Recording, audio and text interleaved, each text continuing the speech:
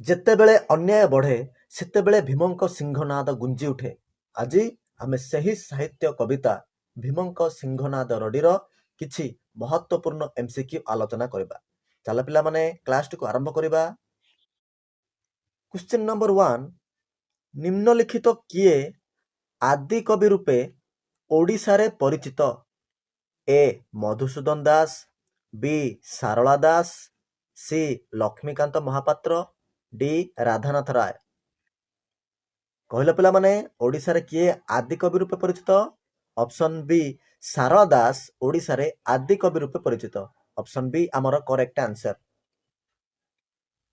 Next question number 2, Odia Mahabharata କିଏ ରଚନା କରିଥିଲେ? A Sarala Das, B Lakshmi Das, C Gopabandhu Das, D Laxmikanta Mohapatra. এই ପ୍ରଶ୍ନର ସଠିକ ଉତ୍ତର କ'ଣ ହେବ? ଓଡ଼ିଆ ମହାଭାରତ ସାରଳା ଦାସ ରଚନା କରିଥିଲେ। ଅପସନ୍ ଏ ଆମର କରେକ୍ଟ ଆନ୍ସର। କ୍ୱେଶ୍ଚିନ୍ ନମ୍ବର 3, ଭୀମଙ୍କ ସିଂହନାଦ ରଡ଼ି ବିଷୟଟି କେଉଁ ପର୍ବରୁ ଆସିଅଛି? ଏ ଆଦ୍ୟ ପର୍ବ, ବି ଖଣ୍ଡା ପର୍ବ, ସି ବନବାସ ପର୍ବ, ଡି ଗଦା ପର୍ବ। ଗଦା ପର୍ବରୁ ଭୀମଙ୍କ ସିଂହନାଦ ରଡ଼ି ବିଷୟଟି ଆସିଛି। ଅପସନ୍ ଡି ଆମର correct answer. Question number 4, Duryodhana କାହାର ଉପଦେଶରେ ବ୍ୟାସ ସରୋବରରେ ଆତ୍ମଗୋପନ କରିଥିଲେ? ଅର୍ଥାତ୍ ତାଙ୍କୁ କିଏ ବ୍ୟାସ ସରୋବରରେ ଆତ୍ମଗୋପନ ହେବା ପାଇଁ କହିଥିଲା? ଏ ବରିଷ୍ଠ, ବି ଦେବର୍ଷି, ସି ବିଶ୍ୱାମିତ୍ରା, ଡି ଦୁର୍ବାସା। କିଏ କହିଥିଲେ ପିଲାମାନେ? ନା ଋଷି ଦୁର୍ବାସା ଦୁର୍ଯ୍ୟୋଧନଙ୍କୁ କହିଥିଲେ ଯେ ତୁ ଯାଇକି କୋଉଠି ରହ? ନା ବ୍ୟାସ ସରୋବରରେ ଆତ୍ମଗୋପନ କରିଦେ, ତାହେଲେ ଯାଇକି ତୁ ବଞ୍ଚିପାରିବୁ। କ୍ୱେଶ୍ଚିନ୍ ନମ୍ବର 5, କବିତାରେ ଜଗନ୍ନାଥ କାହା ଉଦ୍ଦେଶ୍ୟରେ ବର୍ଣ୍ଣନା କରାଯାଇଛି? A Sudama, B Arjun, C Krishna, D Sahadev. Question number 5 ର ସଠିକ ଆନ୍ସର କ'ଣ ହେବ? ନା କବିତାରେ ଯୋଉ ଜଗନ୍ନାଥ କୃଷ୍ଣଙ୍କ ଉଦ୍ଦେଶ୍ୟରେ ବର୍ଣ୍ଣନା କରାଯାଇଛି। ଅପସନ୍ ସି ଆମର କରେକ୍ଟ ଆନ୍ସର। କ୍ୱେଶ୍ଚିନ୍ ନମ୍ବର 6, ସିଂହନାଦର ଅର୍ଥ ଡେସ୍। କହିଲ ସିଂହନାଦର ଅର୍ଥ କ'ଣ? ଏ ସିଂହର ନାଦ, ବି ସିଂହର ଗର୍ଜନ, ସି ମଇଁଷି ସିଂହରେ ନିର୍ମିତ ଏକ ବାଦ୍ୟ, ସିଂହରେ ନିର୍ମିତ ଏକ ବାଦ୍ୟ। କ୍ୱେଶ୍ଚିନ୍ ନମ୍ବର 6 ର ସଠିକ ଆନ୍ସର କ'ଣ ହେବ? ନା ସିଂହନାଦର ଅର୍ଥ ହେଉଛି ମଇଁଷି ସିଂହରେ ନିର୍ମିତ ଏକ ବାଦ୍ୟ। ଅପସନ୍ ସି ଆମର କରେକ୍ଟ ଆନ୍ସର। କ୍ୱେଶ୍ଚିନ୍ ନମ୍ବର 7, କବିତାରେ ମାନଗୋବିନ୍ଦ ପଦ କାହା ଉଦ୍ଦେଶ୍ୟରେ ବର୍ଣ୍ଣିତ? କାହା ଉଦ୍ଦେଶ୍ୟରେ ପିଲାମାନେ? ଏ କୃଷ୍ଣ, ବି ଦୁର୍ଯ୍ୟୋଧନ, ସି ସହଦେବ, ଡି ଭୀମ। এই ପ୍ରଶ୍ନର ସଠିକ ଆନ୍ସର କ'ଣ ହେବ? ନା କବିତାରେ ମାନଗୋବିନ୍ଦ ପଦ ଦୁର୍ଯ୍ୟୋଧନଙ୍କ ଉଦ୍ଦେଶ୍ୟରେ ବର୍ଣ୍ଣିତ କରାଯାଇଛି। ଅପସନ୍ ବି ଆମର correct answer. Question number 8, Krishna ବିଶ୍ୱନାଥଙ୍କୁ ସିଂହନାଦ ମାଗିବା ପାଇଁ କାହାକୁ ପରାମର୍ଶ ଦେଇଥିଲେ? A Bhima, B Ashwatthama, C Sahadev, D Duryodhan. এই ପ୍ରଶ୍ନର ସଠିକ ଆନ୍ସର କ'ଣ ହେବ? ନା କୃଷ୍ଣ ବିଶ୍ୱନାଥଙ୍କୁ ସିଂହନାଦ ମାଗିବା ପାଇଁ ଭୀମଙ୍କୁ ପରାମର୍ଶ ଦେଇଥିଲେ। ଅପସନ୍ ଏ ଆମର କରେକ୍ଟ ଆନ୍ସର। କ୍ୱେଶ୍ଚିନ୍ ନମ୍ବର 9, ଭୀମଙ୍କୁ ବର ଦେବା ପାଇଁ ଈଶ୍ୱର କାହାର ପରାମର୍ଶ ନେଇଥିଲେ? ଯେତେବେଳେ ଈଶ୍ୱର ଚାହିଁଲେ ଯେ ମୁଁ ଭୀମକୁ କିଛି ବର ଦେବି, ତ ସେ ପୂର୍ବରୁ ତାଙ୍କେ କାହାର ପରାମର୍ଶ ନେଇଥିଲେ? ଏ ପାର୍ବତୀ, ବି ଦୁର୍ଗା, ସି ସରସ୍ୱତୀ, ଡି ଲକ୍ଷ୍ମୀ। এই ପ୍ରଶ୍ନର ସଠିକ ଆନ୍ସର କ'ଣ ହେବ? ଅପସନ୍ ଏ ପାର୍ବତୀଙ୍କର ପରାମର୍ଶ ନେଇଥିଲେ। କିଏ? ନା ଈଶ୍ୱର, ସ୍ୱୟଂ ଶିବ, ସ୍ୱୟଂ ଭୋଳାନାଥ। क्वेश्चन नंबर 10 कैलाश पर्वत उपाड़ी किए नहीं जाउथला जहाकू कि किए रक्षा करथिले भीम रक्षा करथिले ऑप्शन ए अश्लेष दैत्य बी कर्ण सी भीम डी दुर्योधन एई प्रश्नर सठिक आंसर कौन हम ना कैलाश पर्वत उपाड़ी नहीं जाउथला किए ना अश्लेषा दैत्य अश्लेषा दैत्यर बध करी कैलाश पर्वत को किए रक्षा करथिले भीम।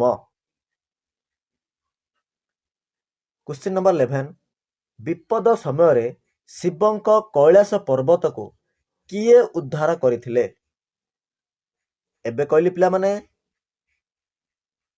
कहल एई प्रश्नर सठिक आंसर कौन हम ए कृष्ण बी दुर्योधन सी राम डी भीम एटा समस्त जानिछ एई प्रश्नर सठिक आंसर हम ऑप्शन डी भीम कौन करथिले ना विपद समय शिवंक कैलाश पर्वत को उद्धार करथिले। क्वेश्चन नंबर 12 कवितारे उमा पदटी केउ देवींक पाई वर्णित ए दुर्गा बी पार्वती सी सरस्वती डी लक्ष्मी उमा पदटी केउ देवींक पाई वर्णित ना एठी उमा पदटी पार्वतींक पाई वर्णित होइछि ऑप्शन बी हमर करेक्ट आंसर। क्वेश्चन नंबर 13 सिंहनादंकु केते थर भीमंकु सह्य हेबाकू आदेश देथिले आमे जानिचंती सिंहनाद किए देथिले काहाकू ना स्वयं भोलानाथ देथिले भीमंकु तो मते एई प्रश्नर उत्तर देला सिंहनादंकु केते थर भीमंकु सह्य हेबाकू आदेश देथिले ए गोटे थर बी 5 थर सी 3 थर डी 2 थर एई प्रश्नर सठिक आंसर कौन हम ऑप्शन सी 3 थर।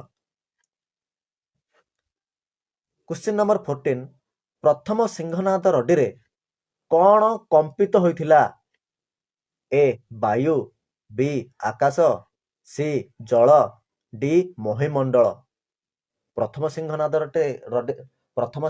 रडी रे कौन कंपित होइथिला ना महीमंडल कंपित होइथिला ऑप्शन डी हमर करेक्ट आंसर। क्वेश्चन नंबर 15 काहार शब्द शुणी मान गोविंद एठी मान गोविंद किए पिला माने दुर्योधन मान गोविंदक निद्रा भंग हैला ए शिव बी भीम सी सिंहनाद डी इंद्र कहल काहार शब्द शुणी मान गोविंदक निद्रा भंग हैला ऑप्शन सी सिंहनादर शब्द शुणिकी।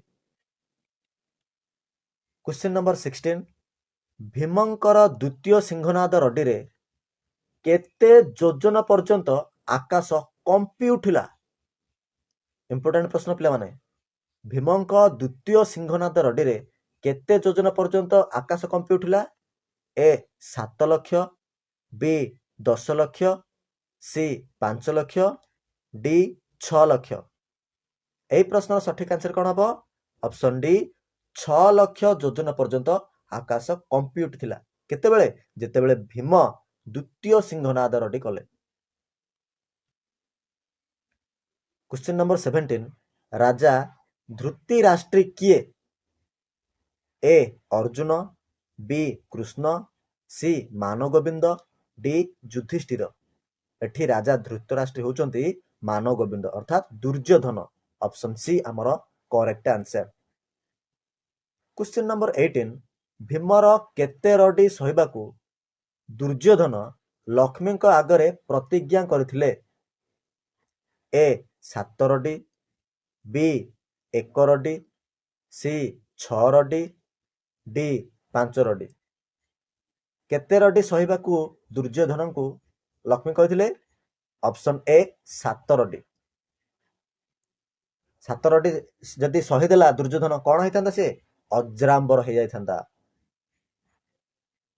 नेक्स्ट क्वेश्चन नंबर 19 काहार ओजन 70 भार लेखाई थिला दुर्योधनक गदा भीमंक गदा बलरामक गदा जरास्कंदक गदा काहार ओजन 70 भार लेखाई थिला ना दुर्योधनकर गदा 70 ଭାର ଲେଖାଏଁ ଥିଲା।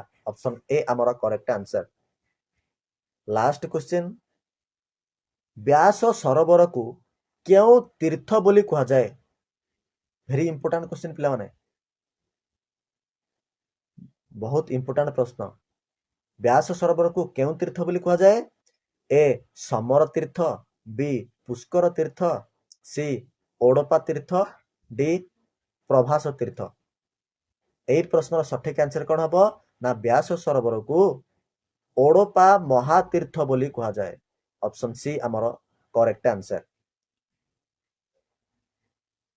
ପିଲାମାନେ, ଏହା ଥିଲା ଆଜିର ଭୀମଙ୍କ ସିଂହନାଦ ରଡି କବିତାର ମହତ୍ୱପୂର୍ଣ୍ଣ 20ଟି ପ୍ରଶ୍ନ। ଆଶା କରୁଛି ସମସ୍ତଙ୍କୁ এই କ୍ଲାସଟି ଭଲ ଲାଗିଥିବ। ପିଲାମାନେ, এই ପରିକା ଇମ୍ପୋର୍ଟାଣ୍ଟ MCQ ପାଇବା ପାଇଁ ଆମ ଚ୍ୟାନେଲକୁ ସବସ୍କ୍ରାଇବ କର, ଲାଇକ୍ କର ଏବଂ ସାଙ୍ଗମାନଙ୍କୁ ସେୟାର କର। ଠିକ ଅଛି ପିଲାମାନେ, ନେକ୍ସଟ କ୍ଲାସରେ ଆଉ କିଛି ଇମ୍ପୋର୍ଟାଣ୍ଟ MCQ ନେଇକି ଆସିବି। ଜୟ ହିନ୍ଦ।